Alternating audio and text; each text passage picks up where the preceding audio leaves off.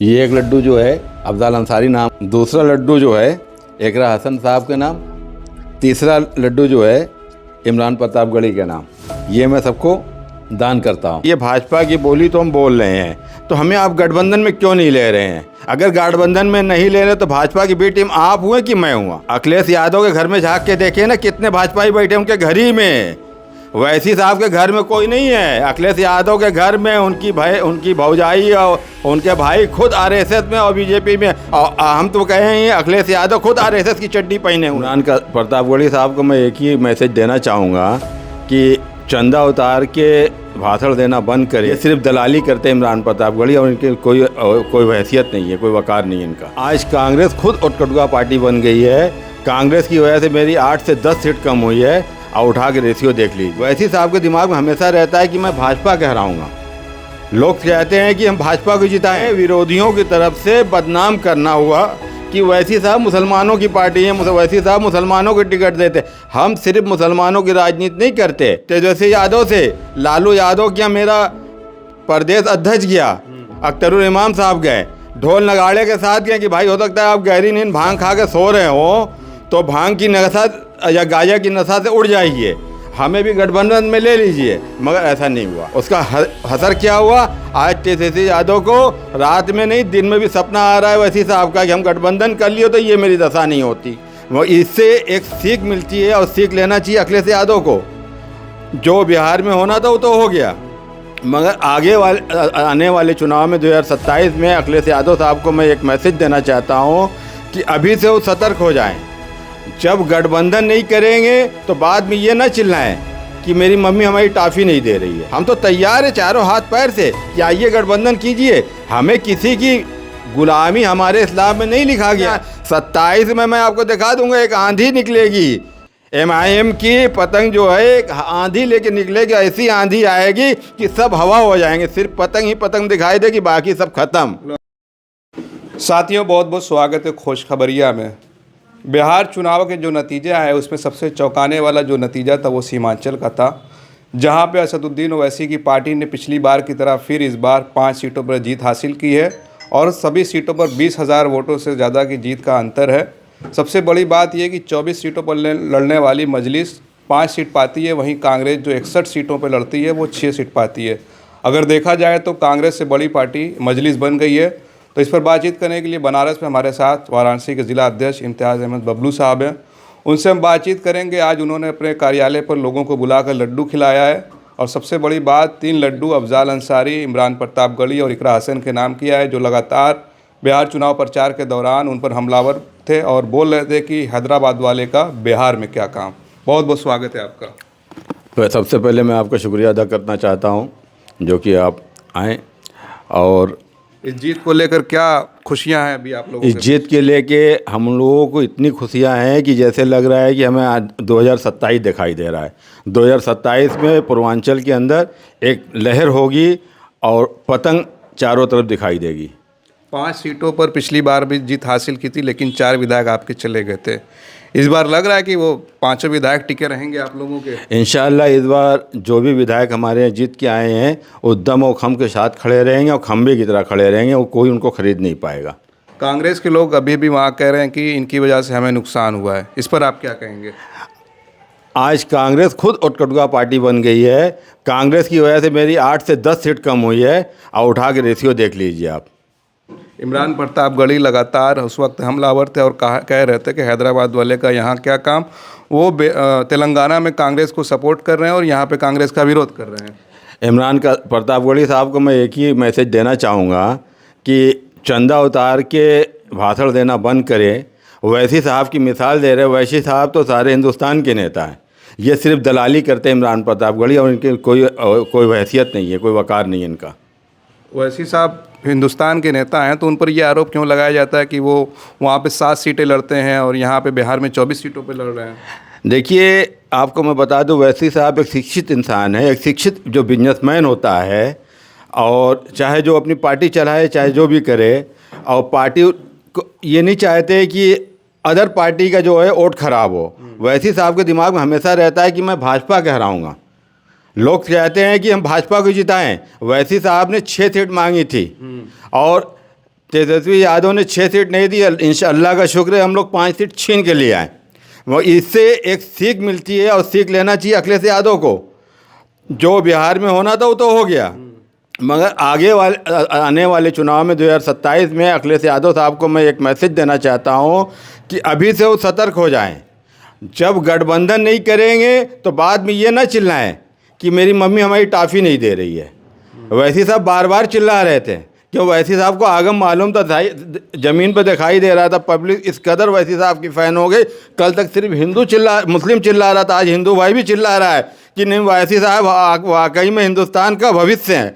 हिंदुस्तान में कोई अगर लीडर है तो वैसी साहब है। उन पर ये भी आरोप लगता रहा कि जो है सिर्फ मुसलमानों की बात करते हैं, हिंदुओं को टिकट नहीं देते हैं। राणा रणजीत सिंह हिंदू मुस्लिम थे, सिर्फ एक टिकट दिया ना। अरे एक पारसी समाज से, उनका नाम क्या, जो पारसी समाज के प्रत्याशी, एक हमारे प्रत्याशी जो थे पारसी समाज से भी थे। और हमारे यहाँ कोई भी आए, चाहे दलित आए, चाहे ठाकुर आए, चाहे बावन आए, हमारे यहाँ किसी का भेदभाव नहीं, सबको टिकट मिलेगा। बस आगे ईमानदारी से चुनाव लड़े। ऐसा नहीं वैसी साहब, अगर हैदराबाद में वैसी साहब का हॉस्पिटल है या चाहे स्कूल है, वहाँ पर जाके आप सर्वे करा लीजिए कि दिन भर में कितने मुस्लिम का ट्रीटमेंट होता है, दिन भर में कितने हिंदू का ट्रीटमेंट होता है, या उनके कॉलेज में कितने मुस्लिम बच्चे पढ़ते हैं, कितने हिंदू बच्चे पढ़ते हैं। हिंदू को मनाही थोड़ी नहीं है। ये एक हवा बनाई जा रही है विरोधियों की तरफ से, बदनाम करना हुआ कि वैसी साहब मुसलमानों की पार्टी है, वैसी साहब मुसलमानों को टिकट देते। हम सिर्फ मुसलमानों की राजनीति नहीं करते। हमारे देश में हिंदुस्तान जब भी पहचाना जाएगा, हिंदू मुस्लिम सिख ईसाई एक गुलदस्ता है, गुलदस्ते की वजह से हिंदुस्तान पहचाना जाता है। उस पहचान को भाजपा ख़त्म करना चाहती है। और वैसी साहब बार बार राहुल गांधी से और तेजस्वी यादव से, लालू यादव क्या मेरा प्रदेश अध्यक्ष गया, अख्तरुल इमाम साहब गए, ढोल नगाड़े के साथ गए कि भाई हो सकता है आप गहरी नींद भांग खा के सो रहे हो तो भांग की नशा या गांजा की नशा से उड़ जाइए, हमें भी गठबंधन में ले लीजिए। मगर ऐसा नहीं हुआ। उसका असर क्या हुआ, आज तेजस्वी यादव को रात में नहीं दिन में भी सपना आ रहा है वैसी साहब का कि हम गठबंधन कर लिए तो ये मेरी दशा नहीं होती। अच्छा, 200 से पार जो एनडीए की सीट आई है उसको लेकर जो विपक्ष के लोग हैं वो लगातार एसआईआर और चुनाव आयोग पर इल्ज़ाम लगा रहे हैं, आपका इस पर क्या कहना है? देखिए, इस पे तो मैं यही कहूँगा कि अगर चुनाव निष्पक्ष नहीं हुआ है तो इसकी जांच होनी चाहिए। भाई जो लोग चिल्ला रहे हैं उनकी भी बात पर ध्यान देना चाहिए सुप्रीम कोर्ट को। ओवैसी साहब ने कहा है कि एसआईआर और ईवीएम पर बकवास करना बंद करें लोग। सही कहा है, इसलिए सही कहा है कि जब हमारे राष्ट्रीय अध्यक्ष जी जो कहा है तो कुछ सोच समझ के और सही कहा होगा। उसका मैं इसी बयान को लेकर विपक्ष कह रहा है कि ये तो भाजपा की बोली बोल रहे हैं। भैया एक बात ये बताइए, भाजपा की बोली तो हम बोल रहे हैं तो हमें आप गठबंधन में क्यों नहीं ले रहे हैं? अगर गठबंधन में नहीं ले रहे तो भाजपा की बी टीम आप हुए कि मैं हुआ? गठबंधन में इसलिए नहीं ले रहे, तेजस्वी यादव ने पिछले दिनों आप लोग को कट्टरवादी बताया था कि बहुत कट्टर होते हैं आप लोग। हम लोग कट्टरवादी होते तो बता तो दिया, राणा रणजीत सिंह को टिकट नहीं मिलता। और एक पारसी समाज से मेरा प्रत्याशी था, उनका नाम मुझे याद नहीं है, उनको भी अख्तरुल इमाम साहब ने टिकट देने का काम किया था। और एक यादव समाज से भी प्रत्याशी तो उनको भी टिकट मिला है। मगर रह गया है कि जो सच्चाई है उसको तेजस्वी यादव को, अखिलेश यादव को, राहुल गांधी को उनको हजम नहीं हो रही है, क्योंकि ये आज तक सिर्फ दलित और मुसलमान की राजनीति करके सीट लेते थे। आज हमारे साथ दलित भाई भी है और मुसलमान तो है ही है, और हिंदू समाज से पारसी समाज भी आ रहा, मल्लाह भी आ रहा है। हम सबको ले रहे अपने साथ, और सबको लेना। 27 में मैं आपको दिखा दूंगा, एक आंधी निकलेगी, MIM की पतंग जो है एक आंधी लेके निकलेगी। ऐसी आंधी आएगी कि सब हवा हो जाएंगे, सिर्फ पतंग ही पतंग दिखाई देगी, बाकी सब खत्म। अखिलेश यादव के साथ गठबंधन नहीं हुआ तो फिर कई सारी सीटों पर लड़ेंगे। अल्लाह के साथ हमारा गठबंधन है। हम अल्लाह को मानने वाले, ईमान के मजबूत, ईमान पे ही अपना काम करते हैं, किसी के भरोसे नहीं रहते। हाँ, मैं आपसे कहूँगा भैया आइए गठबंधन कीजिए, जैसे वहाँ छोटे छोटे से गठबंधन हुआ, फिर यहाँ इंशाल्लाह छोटे छोटे से, या तो बहुजन आएगी, बहन मायावती जी हैं, उनसे गठबंधन करने के लिए वैसे साहब तैयार है। हम तो तैयार है चारों हाथ पैर से कि आइए गठबंधन कीजिए। हमें किसी की गुलामी हमारे इस्लाम में नहीं लिखा गया है। हमारे यहाँ साफ साफ दिखाया जाता है कि मरने के बाद ज़िंदगी होती है। ये ओरिजिनल ज़िंदगी हमारी नहीं है, क्योंकि हमें मौत से प्यार होता है, ज़िंदगी से प्यार नहीं होता है। हमें मरने के बाद हिसाब देना होगा। जैसे आज सुबह लड़का अपने घर से निकलता है, शाम को माँ बाप को हिसाब देता है, वैसे मरने के बाद मुझे अपने अल्लाह के सामने मुँह दिखाना, रसूलुल्लाह सल्लल्लाहु अलैहि वसल्लम के सामने मुँह दिखाना है। हम किस मुँह से जाएंगे? अगर मैं देश के साथ गद्दारी करूँगा तो सरासर गद्दार कहलाऊंगा। आखिरत में मेरा असर गंदा होगा। एक आखिरी सवाल मैं आपसे लूँगा कि समाजवादी पार्टी के एक नेता हैं बनारस में, ज़ीशान अंसारी, उन्होंने कहा है कि अगर MIM से हमें गठबंधन करना हो, जो बीजेपी की बी पार्टी, तो डायरेक्ट हम बीजेपी से क्यों ना कर लें? आप जिसका नाम ले रहे हो, मैं उनको सही से जानता भी नहीं हूँ, और रह गया कि उनकी हैसियत क्या है। पहले अपने गिरबान में झाँक के देख ले कि उनके शहर में 4 लड़के उनके साथ हैं कि नहीं है, हैं? और रह गया है कि गठबंधन, तो अखिलेश यादव के घर में झाँक के देखे ना, कितने भाजपाई बैठे उनके घर ही में। वैसी साहब के घर में कोई नहीं है। अखिलेश यादव के घर में उनकी भौजाई और उनके भाई खुद RSS में और बीजेपी में, और हम तो कहें अखिलेश यादव खुद RSS की चड्डी पहने हुए हैं जी। इस बिना पे कहेंगे कि आज एक बात बता दीजिए, जब कोई मुसलमान की बात आती है, हिजाब पे बात आती है, तो अखिलेश यादव के मुंह से बोली नहीं निकलती, लगते हैं बाएं दाएं देखने। जब आती है 3 तलाक पे बात, तो अखिलेश यादव कोई जवाब नहीं देते। अभी जो अलीगढ़ में मीट कांड हुआ, उनके बगल का कांड है। सैफई और अलीगढ़ में ज़्यादा दूरी नहीं है। अलीगढ़ क्या स्टेटमेंट आया, जबकि उत्तर प्रदेश की सरकार में फैक्ट्री लगाए उन्हीं की देन है, योगी जी की देन नहीं है। डर रहे हैं वो बीजेपी से वो डर रहे क्योंकि मेरी फाइल ना खुल जाए।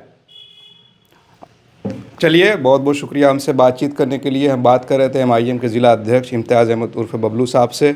इनकी बातों से आप कितना सहमत, और इन्होंने ये चेतावनी भी दी कि अगर 2027 के इलेक्शन में समाजवादी पार्टी गठबंधन नहीं करती तो उनको भी नुकसान भरना होगा, और ये गठबंधन के लिए तैयार हैं, और पूरी तरह से जो पूरे यूपी में जब चुनाव होगा लड़ने को भी तैयार हैं। अब देखना ये होगा कि बनारस में ये कितनी सीटों पर लड़ते हैं और कौन इनका प्रत्याशी होगा, ये तो आने वाला वक्त बताएगा। आप क्या सोचते हैं इस पूरे मामले को लेकर? अपनी राय ज़रूर कमेंट करें। आप देख रहे थे खोज खबरिया बनारस से, मैं उबैद, बहुत बहुत शुक्रिया।